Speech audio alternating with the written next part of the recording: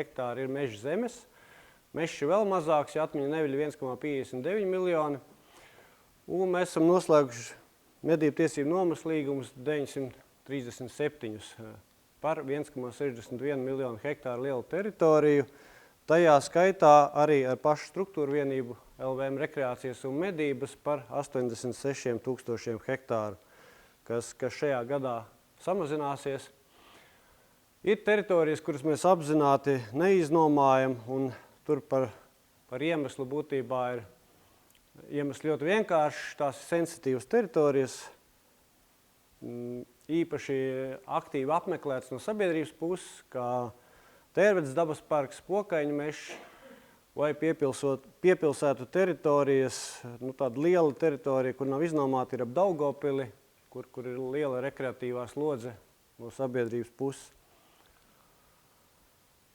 Tad, runājot par nomas tiesību izbeigšanu no LVM dibināšanas laika, būtībā tie ir 11 gadījumi. Par iemeslu ir bijis nesamaksāta nomas maksa. Ir 3 gadījumi bijuši ar fiziskas personas nāvi, jo līgums ir ar fizisku personu. Nomirstot cilvēkam, līgums arī izbeidzas. Diemžēl vēl ir ap 30 līgumiem, kur ir fiziskas personas otra puse, bet mēs zinām, ka apakšā ir arī visdrīzāk biedrība. Un ja arī šī žālē ir tādi gadījumi, un aicinājums būtu tomēr izvērtēt un labāk izveidot juridiski biedrību un pārrakstīt tās platības biedrību, jo tās platības biedrību zaudēs, ja viņš paliks uz fizisku personu un kaut kas ar viņu notiks. Un ir gadījumi, protams, arī, ka nav novērsts dzīvnieku radītie postījumi. Tie pamatā ir bebru dzimtas dzīvnieku radītie postījumi. Tad, iepriekšējie runātāji pauž vienu viedokli, mežsaimniekiem vai lauksaimniekiem ir cits viedoklis. Būtībā tās nozares ir pretnostatītas un ir ļoti labi, ja kāds politiskais dokuments pasaka to līmeni, kas būtu ciešams abām pusēm. Iepriekš tāds bija ministra kabineta rīkojumā par meža un saistīto nozaru attīstības pamatnostādnēm 2015. un 2020. gadam. Šobrīd tiek strādāts pie pamatnostādnēm jaunam periodam, kur cerams arī tiks ielikts postījuma tolerances līmenis. Vecajās attiecībā pret mežu tas rezultatīvais rādītājs bija, ka postījumi nepalielinās vairāk par 0,15% no meža platības. Tas, kas varbūt slikti bija vecajā, īsti nav saprotams no kāda procenta sāk skatīties tos postījumus, vai tas ir 1% vai 2% jau audzē. Nav arī saprotams, vai skatās kumulatīvus postījumus, jo jūs paši esat redzējuši egles, kuras ir bojātas 80. gados. Tas arī postījums, to arī var skaitīt. Mūsu priekšlikums no valsts mežiem ir, ka jāstāsta ir svaigiem bojājumiem un jātiecina pret jaunaudzēm, kur arī būtībā tie postījumi tiek nodarīti. Bet, ja skatās vecās pamatnostādnes un svaigus bojājumus prieda eglei, bērzam, melnaukstim un no 6%, ko attiecina pret meža platību valsts mežos, tad būtībā mums izzīmējas 3 reģioni, kur ir problēmas. Tās abas Kurzemes un Zemgale. Un suga, kas tās problēmas rada, ir stalbriedis. Rietumu vidzemē situācija ir vislabākā, ja skatās šādu attiecību. Un vēl runājot par postījumu tolerances līmeņiem, mēs 2013. gadā ar medniekus pārstāvošām organizācijām noslēdzām memorandu par savstarpējo sadarbību medību un dzīvnieku postījumu samazināšanā. 17. gadā viņu, tā teikt, grozījām vai uzlabojām. Kā jau Haralds minēja, izbraucot Zviedriju, mēs redzējām iespēju, ka mēs ar kaut ko varam pamainīt savā pusē. Un šeit ir 2 līmeņa mērījuma rādītāji, proti priežu audzēs līdz 7 metru augstumam. Ikgadējais vidējais ziemas bojājuma apjoms nepārsniedz 5%. Tā ideja ir tāda, ka būtībā jau virs tiem 7 metriem prieda veido kreves mizu. Un ja būtībā jau iziet ārpus tā riska grupas, vecuma, un savukārt par tiem 5%, 6, 7 gadi, ja katru gadu 5%, tad 30% būtu tā kopējā tolerances līmenis, kur būtībā vēl būtu akceptējums no mežsaimniecības, ja viņi būtu nosacīti vienmērīgi telpā, izvietoti ar kopšanas cirtēm, izņemtos bojātos kokus ārā, un mežsaimnieciskie mērķi tiktu sasniegti. Otrs līmenis, tieši to, ko tikko teicu, arī būtībā jau 5-7 metru augstumā, kad notikusi pēdējā jaunaudžu kopšana, tā vēlme ir, lai ir veseli vismaz 70% no palikušajiem kokiem. Un, ja skatās šo līmeņu rādītājus, pēdējos 3 gadus no 22. gada mēs vācam datus tikai par svaigiem bojājumiem, jo tie raksturo vislabāk esošo situāciju ar briežu dzimtas dzīvnieku sugām konkrētajā laikā un konkrētajā vietā, tad ārpus tā vēlamā vai sliktā situācija 3400 hektāros, un būtībā viņai pēdējos 3 gados salīdzinoši konstanta nemainīga. Savukārt, skatoties otru kritēriju, jau, kad ir jau krevis miza, bet mēs varam konstatēt tāpatās, kad koks sāk no sākuma lielāka rēta, pamazām aizaugt ciet, varbūt pat vēlākā vecumā vairs to nevar novērot, bet pēc jaunauģu kopšanas to vēl var redzēt, un tas neapmierinošais apjoms pagājušā gadā ir 17%. Būtībā var teikt, ka katrā 5. audze ir neapmierinošā stāvoklī, ja skatās no nākotnes perspektīvas viedokļa. Un, ja skatāmies par to nākotnes perspektīvu, 2 piemēri, egļa audze, stumbra bojājums, sarētojās. Eglei tā problēma, ka viņa tiek inficēta caur šo rētojumu un ieviešās trupe. Nākotnē būtībā pirmais stumbra nogrieznis vai pat lielāka daļa, atkarībā cik augstā trupa uziet, vairs nav lietkoks, bet būtībā malka. Vai arī, ja ir sasveķojums, tad veidojās, dēlis nav kvalitatīvs konkrētajā vietā. Priedei varbūt tas stāsts ir nedaudz labāks, priedei trupe tā neiemetās iekšā, arī sarētojās, ieaug, bet būtībā, ja pēc tam jebkuru no schēmām, kas gatarī tiek lietota zāģē, kaut vai šeit piemērs, ja blanku veido, un te ir tas bojājuma vieta, sasveķojums, tad tādā vietā tā blanka dalīsies 2 daļās. Un atkal ir nekvalitatīvs produkts, bet tas ļaunākais stāsts, ja skatāmies ietilpību no stumbra, pirmajos 3 metros ir 25% tilpuma ietilpības, kas ir visdārgākais sortiments ar vislielāko tilpuma ietilpību, kas nākotnē ir nenes iecerētos ienākumus, vairāk netiks ieņemt tādu naudu. Tas tādam ieskatam par nākotnes perspektīvām, jo lauksaimniekam tas skatījums ir 1-2, varbūt kāda kultūra ir garāka, medniekiem stalbriežu gadījumā tie ir 10-12 gadi, mežsaimniekiem atkarībā no sugas līdz pat 100 gadiem. Tālāk tad par medību tiesību nomas līgumu administrēšanu un sākšu ar bebra dzimtas dzīvnieku postījumiem. Jūs jau visi līgumus lasat un zinat, ka mums ir līgumā punkts, kas uzliek par pienākumu medniekiem pildīt sabiedrības norādījumus medījumu un dzīvnieku postījumu samazināšanā. Un attiecībā uz bebriem mēs plānveidīgi katru gadu augusta beigās, septembrī veicam monitoringu, apsekojam platības, kuras varētu būt no bebru viedokļa bojāts vai bebrs ievācies un sācis veidot savu dambju kaskādi, no kā rezultātā sāk ciest mežs. Mērķis ir apzināt tās vietas, apzināt to vietu ietekmi, saprast, ko mēs tur darām turpmāk, un attiecīgi dot medniekiem uzdevumu. No tām bebreņu veidiem mēs iedalām 3 veidus. Sākšu ar saglabājumā bebreine.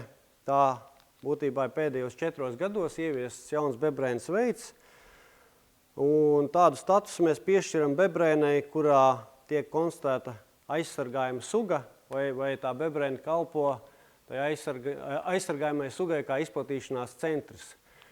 Tā suga ir viennozīmīgi atkarīga no ūdens, piemēram, ugunskrupis, augi arī, kas ilgstoši ūdens iedarbībā ir izveidojušies tajā bebrēnē.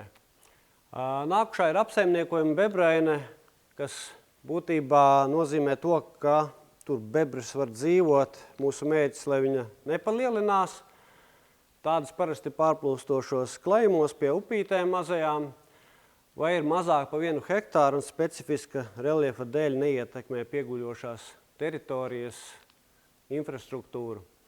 Pēdējā, protams, ir likvidējuma bebrēne, kas ir meliorācijas sistēmās, meža ceļa sāngrāvjos, arī uz lašveidīgo zivju ūdeņiem, vai ietekmē pieguļošās teritorijas vairāk par 1 hektāru lielā platībā. Tad, kā jau minēju, pēc monitoringa veikšanas mēs, izmantojot mūsu LVM Geomobile lietotni, nosūtam medniekam informatīvu vēstuli.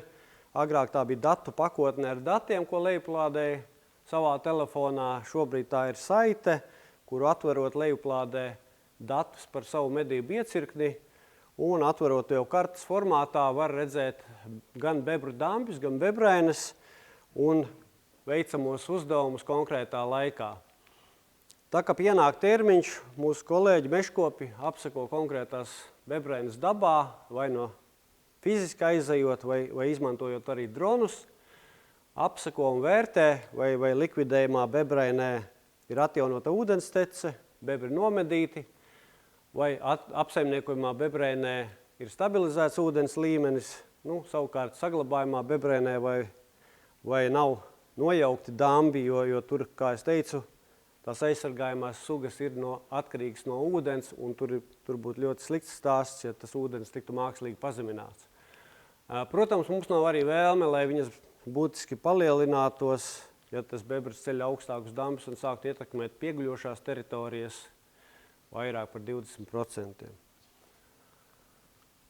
Pēdējo gadu monitoringa dati, es teiktu, bebru jautājuma ziņā mums ir ļoti veiksmīga sadarbība ar medniekiem, jo kaut vai, piemēram, vidējās likvidējumās bebrēnas sarkanas 2001. gadā mums tādas bija 4600 hektāri, tad pēdējos gados ir būtībā ap 100 hektāriem nostabilizējušās. Tas skaitlis nedaudz mainās atkarībā no nokrišņu daudzuma uz monitoringa veikšanas brīdi, jo mēs mēram tos poligonus, un tādā veidā veidojās tie hektāri. Saglabājumas bebrēnas, tas nākotnes redzējums ir tāds, ka viņas noteikti palielināsies uz apsaimniekojamo bebrēņu rēķina, jo daļa no viņām pāries uz saglabājamo bebrēņu statusu. Savukārt apsaimniekojums bebrēnas, es teiktu, tuvākā 10 gadē pazudīs, tāds status būs 2 bebrēņas, vai likvidējumu vai saglabājumu. Tad par briežu dzimtas dzīvnieku postījumiem. Savukārt tā mūsu pieeja ir, mēs skatāmies bojājumu apjomu, bojājumu intensitāti konkrētajā medību tiesību nomnieku teritorijā, un izejot no tā, mēs sadalām nomniekus 3 grupās, nosacīti pēc Luksafora principā, ar kritiskiem bojājumiem, būtiskiem vai mēreniem bojājumiem. Un tā mūsu rīcība katrā situācijā ir dažāda, piemēram, pie mēreniem postījumiem. Mēs izpildām minimālās prasības, ko nosaka medību likums, proti informējam mednieku, kad ir konstatēti postījumi. Tas parasti notiek maija mēnesī pēc ziemas sezonas. Agrāk mēs tos datus devām rudenī, bet bieži vien mēs saskārāmies ar diskusiju, jo tas bojājums vairs nav īsti redzams, vai tur ir bojājums vai nav. Pavasarī viss ir ļoti labi redzams pirms veģetācijas sezonas sākuma. Mēs, protams, rudenī tās platības bojātās aizsargājam un arī sūtam informāciju par aizsardzības pasākumiem, ko mēs esam veikuši nomnieku teritorijā, izmantojot arī mobilo lietotni LVM Geomobile. Pagājušā gadā tāda informācija tika nosūtīta 347 medību tiesību nomniekiem. Savukārt pie būtisko postījumu grupas izpildām pilnīgi līdzīgi to, ko nosaka medību likums, jo tas mums ir pienākums, noteikts ar likumu, bet tā atšķirība šajā gadījumā ir, ka mēs organizējam reģionālas sanāksmes, uzaicinot tos nomniekus, diskutējam par iespējamiem cēloņiem, mēģinam rast risinājumus. Kā piemēru var minēt, ir vairāk reizes man kolēģi teikuši, ka problēma ir, ka platība ir nepietiekama, lai medītu to sugu, kura nodara postījumus. Mums ir izdevies vairākas reizes arī savest kopā kaimiņu klubus un panākt to, ka viņi noslēdz savstarpējo sadarbības līgumu un tādā veidā var sākt medīt to sugu, kas nodara postījumus. Pagājušā gadā tāda bija 69 klubi. Un savukārt pie kritiskiem postījumiem, pie kritisko postījumu līmeņa arī izdaram to, ko nosaka likums, informējam gan par postījumiem, veicam aizsardzības pasākumus un informējam par aizsardzības pasākumiem, bet ar šiem mēs strādājam individuāli, mēs aicinām viņus uz individuālām pārunām, tās notiek maija mēnesī. Pēc pārunām mēs sūtam sabiedrības norādījumus ar uzdevumiem konkrētajā medību sezonā, un beidzoties medību sezonai mēs vērtējam rezultātu un lemjam par turpmāko rīcību. Individuāls pārunas reģionu griezumā pagājušā gadā 21 gadījums, 21 medību tiesību nomnieks. Mēs arī runājam ar piegulošiem medību tiesību nomniekiem. Mums ir atsevišķa metodika, kā mēs viņus atlasam, bet būtībā šeit arī tie paši 3 reģioni, Dienvidkurzeme, Ziemeļkurzeme un Zemgale, mums zīmējas ārā, ka ir problemātiskākie reģioni. Un tā sistēma mums gan bebriem, gan brieždzimtas dzīvnieku postījumiem no norādījumu viedokļa ir 3 līmeņi. Pirmreizēji norādījumi, ja tie netiek izpildīti, ir atkārtot norādījumi. Ja tie netiek izpildīti, tad vēl vien atkārtot norādījumi, un tad mēs lemjam, vai neatkāpties no konkrētā līguma. Bet katru situāciju mēs vērtējam individuāli.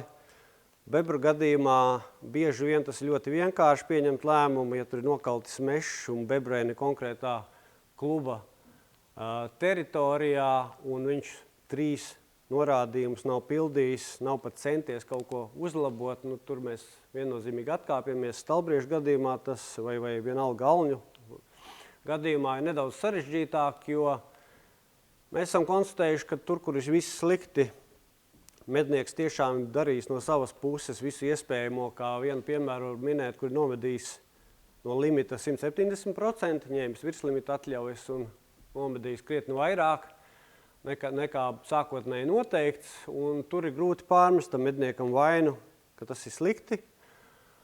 Tur varbūt var piekrist jūra reprezentācijai, kur varbūt ir jāstāsta mums plašāk, varbūt mēs nedaudz pa šauru skatāmies uz tiem pieguļošajiem, bet, atgriežoties atpakaļ, ir 3 tādi, kuri mēs uz individuālām pārunām aicinām pieguļošos, un viņi arī saņem sabiedrības norādījumus, bet tie 69 tie var būtībā ir pieguļošie. Ir jau Nav galīgi šauri, bet iespējams, ka mēs varam vērtēt un skatīties to plašāk.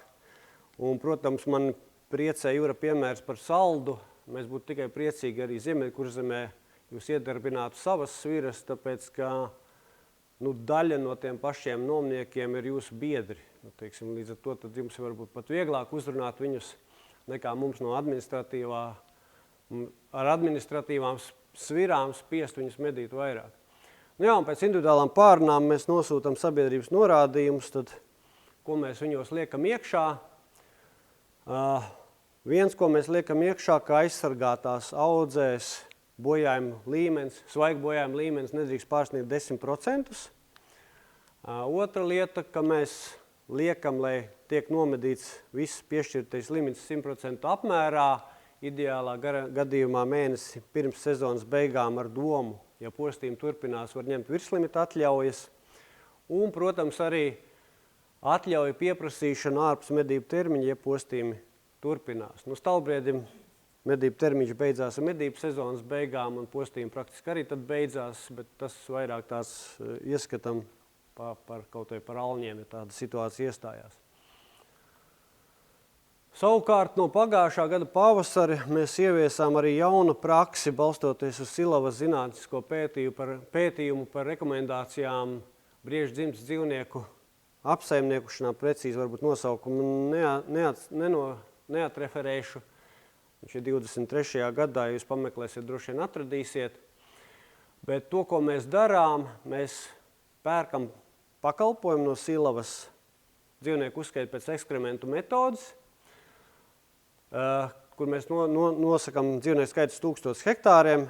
To skaitu attiecinām uz nomas platību, nonākam, cik nosacīti dzīvnieki ir konkrētā medību tiesību nomas teritorijā. Un izejot no šīs tabulas, skatāmies, te ir tas stāsts, te ir 3 medību sezonas vai 3 periodi un tendence, ja dzīvnieku skaits pieaug visus 3 gadus, ir būtiski postījumi, tad tas limits no skaita būtu jānosaka 81 līdz 100% no uzskaitītā. Mēs dzīvojam 50–60% robežās, ir pirmā medību sezona, redzēsim, vērtēsim, mēs viennozīmīgi tajās platībās veiksim atkārtot uzskaitu pēc ekskrementu metodas, skatīsimies postījumu tendenci, bet mūsu novērojums, tur, kur mēs esam piesaistījuši dzīvnieku uzskaitu pēc ekskrementu metodas, stalbriežu skaits ir lielāks nekā tika aplēsts valsts meža dienesta datos. Alņu skaits atkal mazāks, teiksim, šogad, bet tas ir pamatā pa Kurzemi stāsts. Šogad mēs veiksim uzskaitu vienā dzīvnieku uzskaitas vienībā arī Latgales pusē, gan alņi, gan stalbrieži, redzēs, kā tur tie dati parādīsies. Vēl viens stāsts, ko var gudri saimniekojot, izmantot mednieki, lai mazinātu postījumus, proti sēt ziemas kultūras dzīvnieku piebarošanas lauciņos. Mums līgums nosaka to, ka mēs noslēdzam papildus vienošanos pie līguma par dzīvnieku piebarošanas lauciņu izmantošanu. Vienošanās nosaka arī pienākumu medniekiem viņu apsaimniekot, nav tā, ka noslēdz un aizmirsi. Tad šeit ir dati par reģioniem. Mani pārsteidz mazais apjoms Rietumvidzemē, bet Rietumvidzemē šobrīd arī postījuma apjoms ir mazs. Pieļauju, ka varbūt tie piebarošanas lauciņi ir uz citu īpašnieku zemēm. Bet mēs divas kampaņas esam gājuši, uzrunājuši medniekus, lai izmanto to iespēju, jo tāds nosacītais mērķis, ko mēs paši uzņēmumu iekšēnē bijām definējuši, ka būtu labi 2 hektāri dzīvnieku piebarošanas lauciņš pret 1000 hektāriem meža zemes. Tas galīgi nav izpildījies, un sliktais stāsts ir tāds, ka būtībā mēs tās potenciālās dzīvnieku piebarošanas lauciņu vietas esam sākuši kampaņu veidīgi arī apmežot. Barotavām, jūs redzat ar statistiku pār pa 2700 barotavām ir ierīkotas un saskaņotas. Protams, ir gadījumi, ka mēs konstatējam nelikumīgi vai nesaskaņotu ierīkotu barotavu, vai arī mums meža dienas paziņo par tādu. Tad mēs atkarībā no tās vietas, kur viņi ir ierīkoti, izvērtējam, vai saskaņojam, vai arī liekam likvidēt to barotavu. Tad īsumā par papildus darbībām meža apsaimniekošanā riska teritorijās. Mēs iekšēnē mēdzam definēt riska teritorijas, kur ir paaugstināts risks no dzīvnieku postījumiem, un mēs viņas definējam, izejot no datiem, kas mums ir svaigi bojājumi lielāk par 5% nogabalos fiksēti, vai arī jau veikta aizsardzība pret dzīvnieku postījumiem, gan ar repelentiem, gan ar stumbra aizsardzības līdzekļiem, spirālēm vai arī repelentiem. Ap šiem nogabaliem mēs zīmējam 300 metru lielu buferi, un tur, kur tie buferi saskarās un veido teritoriju lielāku par 100 hektāriem, mēs definējam kā riska teritoriju. Šeit augšējais piemērs, tie zilie nogabali ar buferiem, un tas pārklājās būtībā veido vienu lielu riska teritoriju. Zemais grafiks parāda pēdējo 3 gadu riska teritoriju dinamiku, gan hektāros augšējie cipari, gan gabalos skaita ziņā apakšējie cipari. Tendence šobrīd vēl joprojām ir pieaugoša. Un ko tad mēs tur darām? Haralds teica, ka neredz, es atkal braukājot pa mežu esmu ieraudzījis, bet, protams, ka mēs varam diskutēt gan jau, ka var atrast vietu, kur varēja labāk tās lietas izdarīt. Bet, jā, to, ko mēs darām, mūsu iekšējā kārtība pieļauj plānot lielāku stādu skaitu uz hektāra riska teritorijās līdz 500 stādiem uz hektāra. Tiesa, pēdējos gados sāk parādīties riski arī ar stādu trūkumu konkrētās sugas, tā kā nevienmēr to mēs varam arī izdarīt, jo nav to stādu. Agrotehniskās kopšanas laikā mēs sākam kopt arī slejās, kā attēlā, starp vagām atstājot barības bāzes ziemai, avenājus, arī kokaugus. Kokaugus gan tie, kas traucēs tuvākā laikā mērķa sugām, cenšas ņemt ārā, bet krūmus, sīkrūmus, mētras atstāja kā barību. Nu, un cenšamies retināt vēlāk tajās riska teritorijās mērķa sugas. Un arī priežu jaunaudžu kopšanā mēs atstājam tieši bojāts kokus, tieši kā Haralds minēja to iemeslu, ka tie, kas jau ir nopostīti, un ja viņš netraucē mērķa kokam, viņš var kalpot kā papildus barības bāzi un atslogot. Šis gadījums tieši ir uzņemts tādā vietā, ir mērķa koks, kas kalpos nākotnē aizsargāts ar stumbra aizsargs spirāli, nu, blakus jau ir svaigi bojājumi fiksēti, kur koks ir nolemts, kā saka, apēšanai. Nu, savukārt kailcirtēs, veicot kailciršu ciršanu vietās, kur ir paredzēts gatavot enerģētisko koksni, tur zarus mēs nepievedam līdz 1. aprīlim, ar domu arī, ka tie zari stāv cirsmā un kalpo kā papildus barības bāze. Attēlā var redzēt, tur ir apšu egļu priežu audze, virspusē ir apses, kuras visas ir baltas noēstas, nu, dzīvnieki tās iespējas izmanto. Pa melorācijām runājot, melorācijas sistēmām, mēs arī vērtējam riska melorācijas sistēmas, un tajās vietās mēs pielīgstam pakalpojumu pa meža melorācijas sistēmu uzraudzību, kas paredz to, ka mēs maksājam par to, ka melorācijas sistēma tiek regulāri apsekota un netiek pieļauta bebru darbības atjaunošanās konkrētajā melorācijas sistēmā, proti dambju nojaukšana un bebru izmedīšana. Riska teritorijas pamatā ir melorācijas sistēmas tuvu upēm, tuvu ezeriem, purviem, arī aizsargājumām teritorijām, kur ir aizliegtas bebru medības. Šajā gadā šāds pakalpojums ir nopirkts 405 kilometros, melorācijas sistēmas mums ir 56 000 kilometri. Jāsaka, uzreiz tas pakalpojums mums pēdējos gados ir vairāk kārtīgi krities, un tam ir vairāk iemesli. Pirmām kārtām bebru skaits ir normalizēts, ka nav vairs nepieciešams visur pielīgti. Otrām kārtām ir bijusi arī diezgan maza mednieku aktivitāte iesaistīties šā pakalpojuma sniegšanā, bet tur ir viens iemesls, iemesls ir elektroniskā iepirkuma sistēma, kur būtībā mums normatīvi akti nosaka, lai mēs to pakalpojumu iepirktu, mums ir jāiet ar elektronisko iepirkuma sistēmu, savukārt medniekam tas ir apgrūtinoši dēļ 200–300 eiro. Iet iekšā vadīt datus tādā elektronisko iepirkuma sistēmā, pie tam, ja tas nav darīts ikdienā vai regulāri, tas zināšanas visdrīzāk nav, nesaprot un atmet ar roku un neveic vairāk tādu pasākumu, nepiesakās. Un trešais iemesls, arī mēs esam kļuvuši efektīvāki melorācijas sistēmu uzraudzībā. Mums ir dronu flote, kas ļauj mums diezgan ātri konstatēt problēmu vietas, jo no augšas melorācijas sistēmas pāraudzīt var ļoti kvalitatīvi un efektīvi.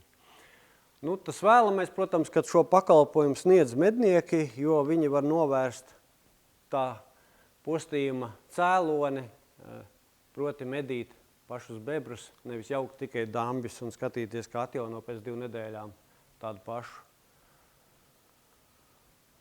Pēdējais nobeigums jau medīšanas prakse, ko var uzlabot, ko ko mēs redzam, un arī izmantošu mednis datus, svaigus 1. aprīlī no valsts meža dienesta ieguva. Pieļauju, ka varbūt pa kaut kādiem īpatņiem viņi var pamainīties, jo diennakts laikā jānodod dati par nomedītajiem. Pat cik man 1. aprīlī iedeva, ceru, ka nav joks, precīzi dati, bet tātad kaut kāds nobīdes varētu būt. Tātad pirmā kolonna, tas ir limits, un te atkal droši vien nedaudz jāatkāpjas. Normatīvā vide nosaka pieļaujamo nomedīšanas apjomu, savukārt jau gadus 4 vai 5.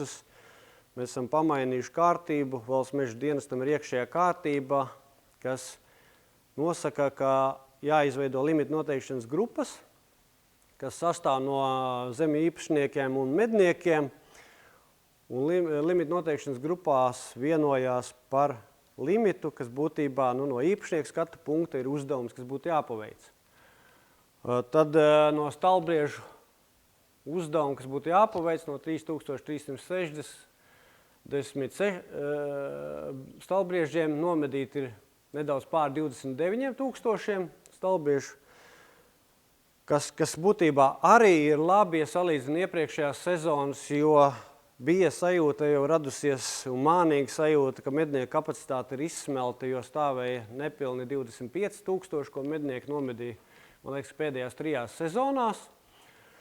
Skatoties arī pa dzimumiem un vecumiem, rādītājs ir daudz maz līdzīgs, kas liek domāt, ka varbūt viss ir labi, bet, ja vērtliet dziļāk datus, tad nemaz tik labi nav, jo normatīvā vide atļauj uz stalbriežu govs nomedīšanas atļaujas nomedīt stalbriežu bulli līdz 2 gadu vecumam un briežu teļu. Un, ja skatās 2 pēdējās sezonas, tad iepriekšējā sezonā 27% no stalbriežu govju atļaujām tika izmantot nomedījot bulli un teļu. Pēdējā sezonā 23%, kas veido pilnīgi savādāku situāciju, ja mēs skatāmies no dzimumu un vecuma struktūras veidošanas, tātad buļļus mēs nomedījām 100%, teļus tuvu 100%, savukārt govis 69%. Un tā starpība ir no nenomedītām govīm un tiem 3000 ir 4000 govis, ko vajadzētu nomedīt. Tā ir tā starpība, kas būtībā norāda uz to, ka 4000 teļi būs klāt, un tas tā no 25 000 uz 29 000 būtībā tas palielinājums nedos nekādu efektu, jo tiks atražoti tie paši, kas tika vairāk nomedīti. Respektīvi, tā situācija paliks konstanti tāda pati, vai arī tā tendence būs ļoti minimāla uz uzlabošanos. Šī ir lieta, ko es aicinu jums kā medniekus padomāt, kā jūs mediet. Jūsu gadījumā Rietumvidzemē varbūt viens klubs bija uz individuālām pārunām. Tas nav tik kritiski, bet arī nākotnes perspektīvā domāt, veidot par dzimumu vecumu struktūru, jo pareiza ir piramīda, apakšā jaunais gals un 1:1, gan tēviņi, gan mātītes, kur tā apsaimniekojot viennozīmīgi jūs sasniegsiet savus mērķus kā mednieki, tas ir trofeju izaudzēšana, un arī būs mazākas problēmas ar zemju īpašniekiem. Vēl viena lieta – medīšanas prakse, ziemas barības bāzes izlietojums, arī valsts meža dienesta dati par pēdējām 3 medību sezonām. Šeit ir nedēļu griezumā, te ir 1. aprīļa nedēļa, nejauciet kalendāro gadu, un pagājušā gadā stalbriežu medības jau sāk atļaut no 1. jūlija. Tāpēc te ir 15. jūlijas, te ir 1. jūlijas nedaudz atšķirās tās līknes. Bet tas, kam es jūs aicinu aizdomāties un arī rīkoties, sākt medīt ātrāk šajā periodā jūlijas augusta stalbriežus, jo redziet, pīķi šitien ir septembris sākums, te ir dzinējmedību sākums un šeit ir janvāris.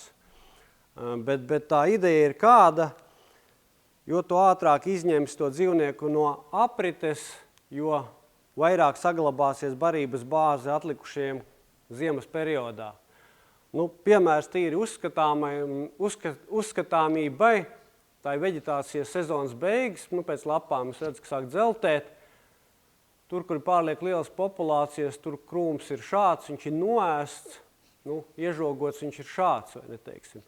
Bet ja medī šādi, tad tas viss bars metās uz tā atlikuma, barība ir noplicināta un tiks noplicināta vēl vairāk, un tad viennozīmīgi tie dzīvnieki ies jaunaudzēs ēst.